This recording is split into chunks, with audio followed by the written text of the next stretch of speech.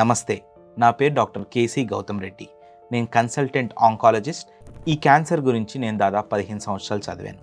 ఈ 15 సంవత్సరాలు క్యాన్సర్ని ట్రీట్మెంట్ చేయటమే కాదు, క్యాన్సర్ పేషెంట్కి సంబంధించిన నిర్ణయాలు ఎలా తీసుకోవాలన్నది కూడా నాకు ట్రైనింగ్ ఉంటుంది. క్యాన్సర్ పేషెంట్స్ అందరికీ సపోర్ట్ చేయడానికి క్యాన్సర్ షీల్డ్ అనే ఒక చిన్న ఆర్గనైజేషన్ స్టార్ట్ చేశాను.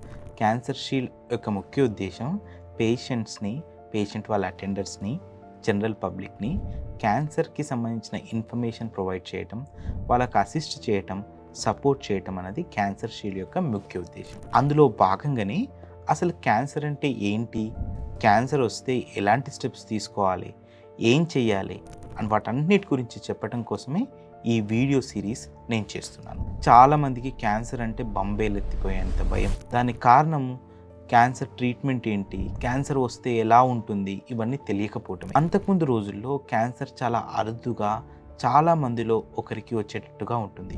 మారిన పరిస్థితులు, గాలి కాలుష్యం, నీళ్ళ కాలుష్యం, దాని తర్వాత తిండి కాలుష్యం, మనిషి యొక్క జీవన ఆయుర్దాయం పెరగటము, డయాగ్నోస్టిక్ టెస్టులు పెరగటము, వీటన్నిటి కారణంగా క్యాన్సర్ని మనం ఈ మధ్యకాలంలో చాలా ఎక్కువగా గమనిస్తున్నాం.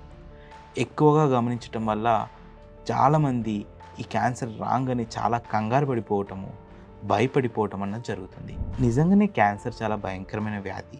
కానీ ముందుగా గుర్తిస్తే, సరైన ట్రీట్మెంట్ తీసుకుంటే క్యాన్సర్ చాలా ఈజీగా ట్రీట్మెంట్ కూడా చేయొచ్చు. అంతకుముందు రోజుల్లాగా క్యాన్సర్ ట్రీట్మెంట్ చాలా భయంకరంగా ఏమీ లేదు. మారిన పరిస్థితులు, కొత్త ట్రీట్మెంట్ విధానాలు రావటం వల్ల క్యాన్సర్ని మనం ఈజీగా క్యూర్ చేసే అవకాశం ఈ రోజుల్లో ఉంటుంది. 15 సంవత్సరాల నా జీవనాన్ని క్యాన్సర్ గురించి చదువు కోసమై వెచ్చించాను. ఈ 15 సంవత్సరాల్లో నేను తెలుసుకుంది అంతా ఒక చిన్న వీడియో సిరీస్ ద్వారా మీకు తెలియచేయటం యొక్క ఉద్దేశమే ఈ journey of a cancer patient యొక్క ప్రయాణం. ఈ పర్టికులర్ వీడియో సిరీస్లో క్యాన్సర్ పేషెంట్కి అసలు ఎలాంటి లక్షణాలు ఉంటాయి, లక్షణాలు వచ్చిన తర్వాత డాక్టర్ దగ్గరికి వెళ్ళాక ఏమేం చేస్తారు, ఎలా ట్రీట్మెంట్ చేస్తారు, వీటన్నిటి గురించి కూడా మనం మాట్లాడుకుందాం.